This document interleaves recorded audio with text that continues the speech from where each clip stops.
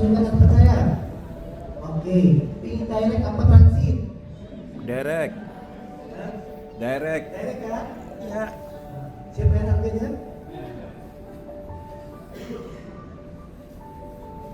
Sejarah mencatat semua orang yang ditakdirkan masuk surga melekat dengan karya.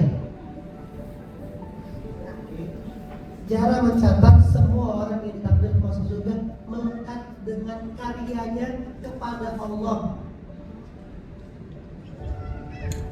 Ada anak muda yang bahkan Rasulullah, "Hei Umar, kau pergi ke Yaman, kau minta doa dari anak muda ini."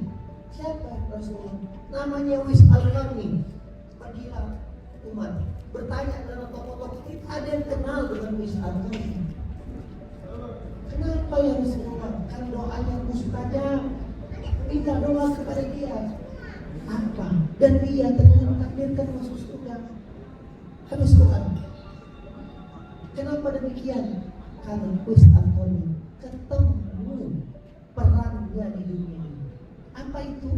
Biruwalidan, gendong ibunya dari Mekah, Yaman ke Mekah, yang jarak itu kurang lebih itu 1.800 km.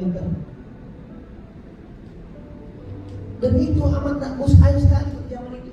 Ibunya itu tidak bisa jalan, kakinya bermasalah, dan dia harus latihan ke bukit bawah ember berbulan-bulan sebelum musim haji.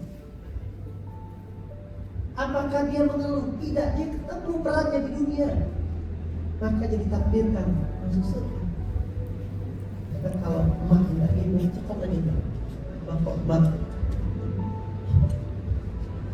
Oke, ada seorang wanita, bukan wanita soleh, juga bukan wanita terkenal, terseok-seok di padang pasir kepanasan, haus kehausan, mencari air, tiba-tiba menemukan sumur. Dia pikir nih alhamdulillah bisa menyelesaikan masalah hausnya.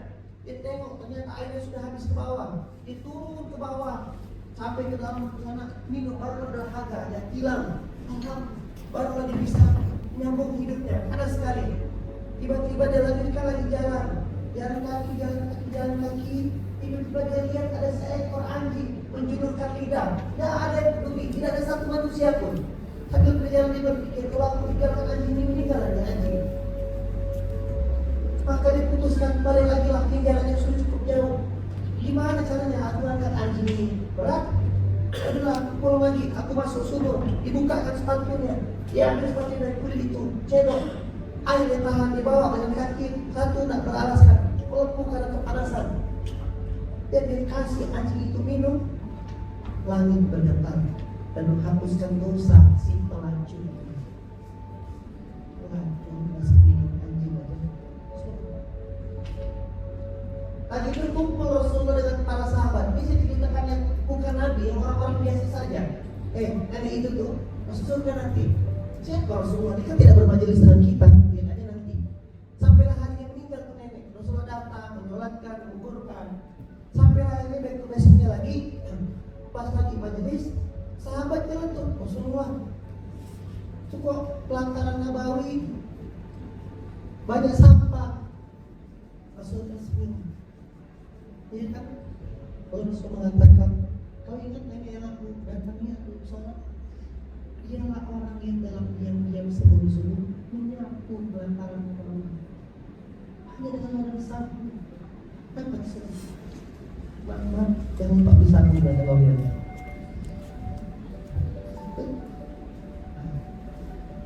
Bilal ketemu tugasnya azan, Utsman ketemu tugasnya dagang, Khalid ketemu tugasnya perang.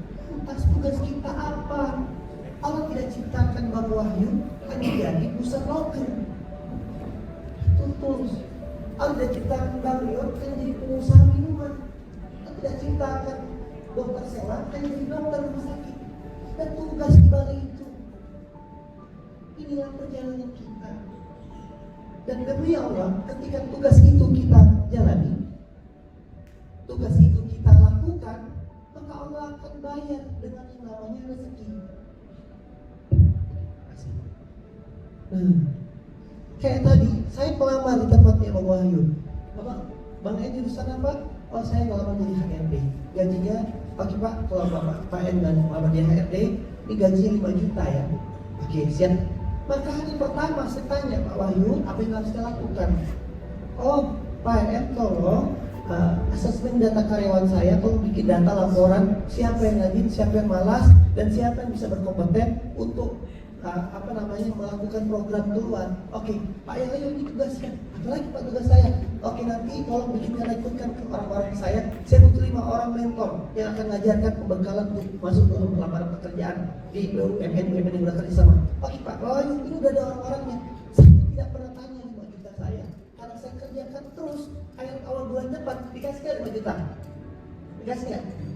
Gitu. Kerjakan aja perintahnya. Nanti Allah sendiri yang akan bereskan sakitnya. Allah sendiri yang akan bereskan utangnya. Allah sendiri yang akan bereskan. Itulah yang saya sebut jadi hamba yang adab di tanah suci nanti. Dapat pemahaman baru? Sudah mulai akan merevisi doanya? Sudah mulai akan menggantikan kata-katanya nanti ngomong dengan Ka'bah? Saya bilang tidak salah minta yang lain-lain, tapi saya ingin tawarkan the special offer, tawaran spesial dari Allah yang bukan hanya dikabulkan hajatnya, tapi dikasih bahagia. Kenapa Allah sudah kasih satu paket? Kalau kamu tak petunjuk aku, maka aku cabut kesedihanmu, aku cabut kesusahanmu. Itu tawaran Allah. Dan saya merasakan, Bapak Ibu sekalian, 2022 ayah saya wafat. Maksudnya gini, saya lagi ngisi seperti ini, lalu istri bilang, Bi, apa masuk ICU? Itu ayah di Jakarta. Oh iya. Saya lanjutkan lagi ngisi. 15 menit kemudian, Bi, apa meninggal? Dan saya masih tetap lanjutkan mengisi majelis sampai tuntas. Okay. Kenapa? Atas izin Allah, yang kesedihan tuh orang bilang, kok enak peduli sih, kok enak empati sih. Ternyata balasan Allah itu mahal ya.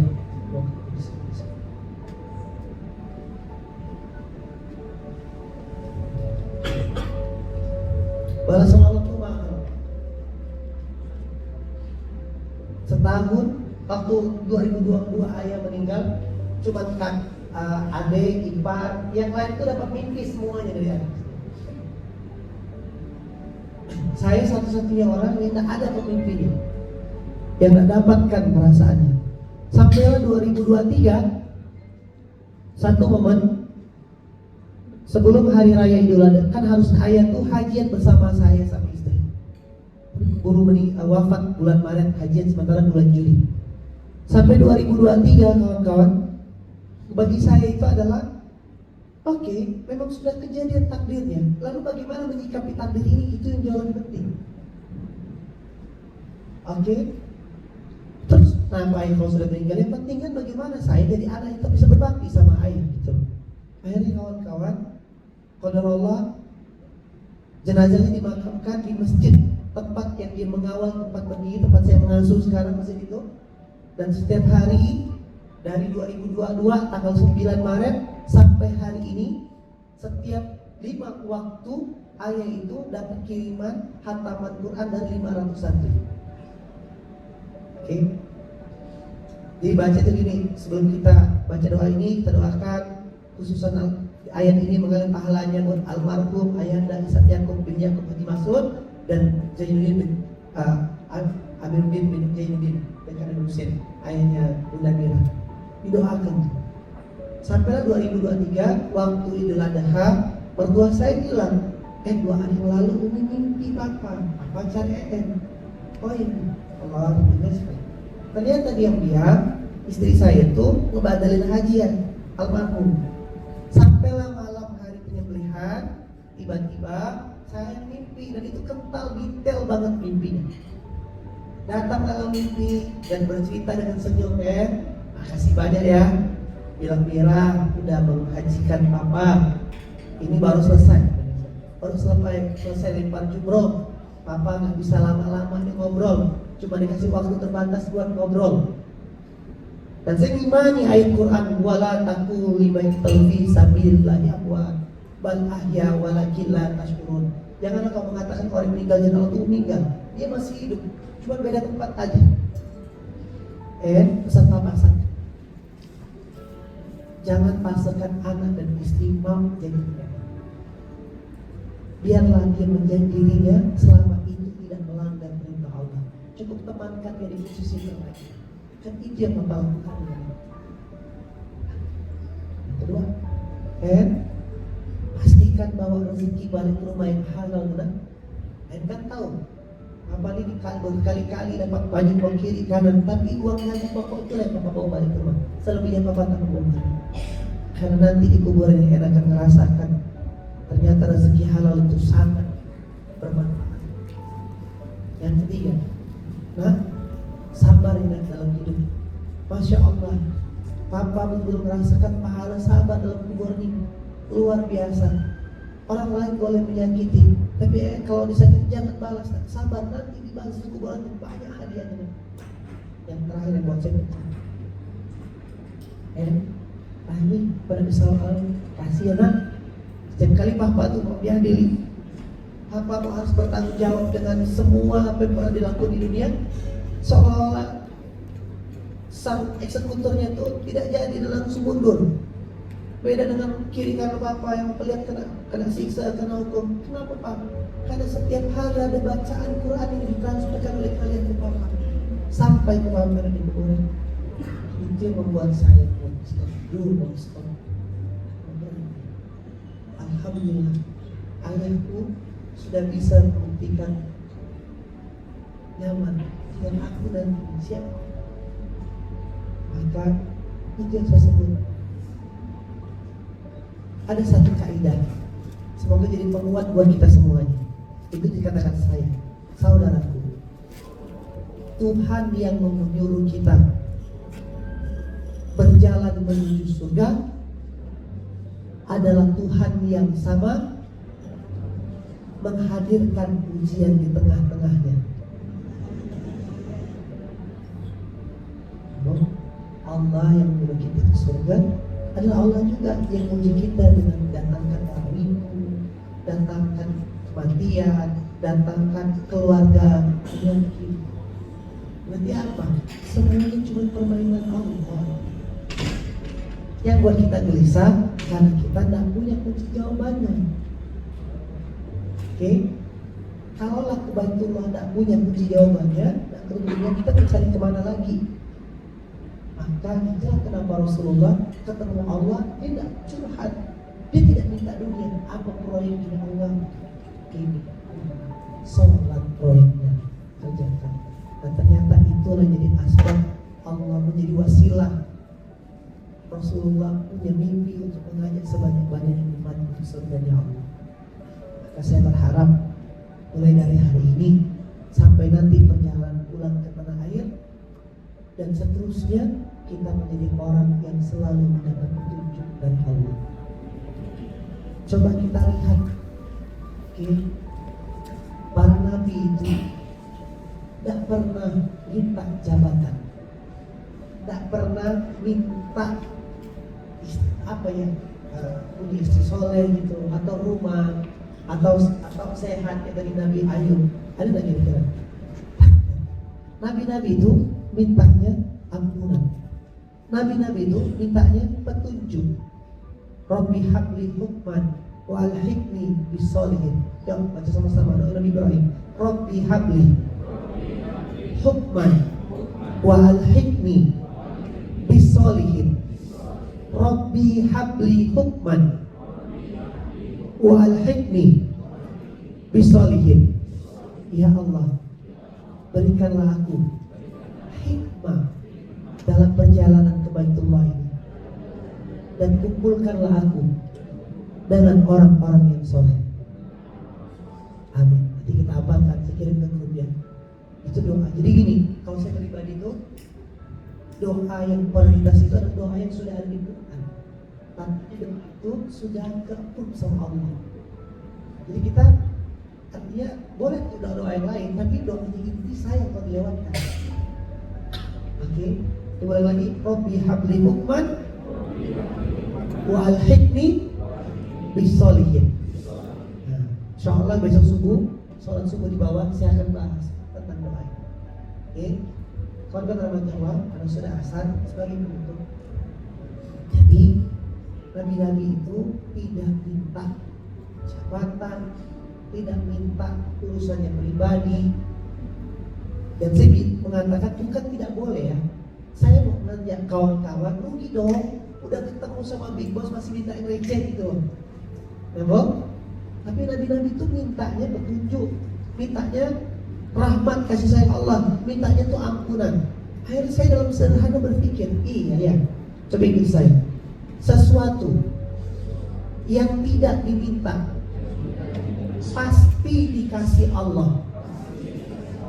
Sebagaimana kita tidak pernah minta jantung, minta paru-paru, minta oksigen, minta kaki, pasti dikasih nggak? Tetapi sesuatu yang diminta belum tentu dikasih Allah.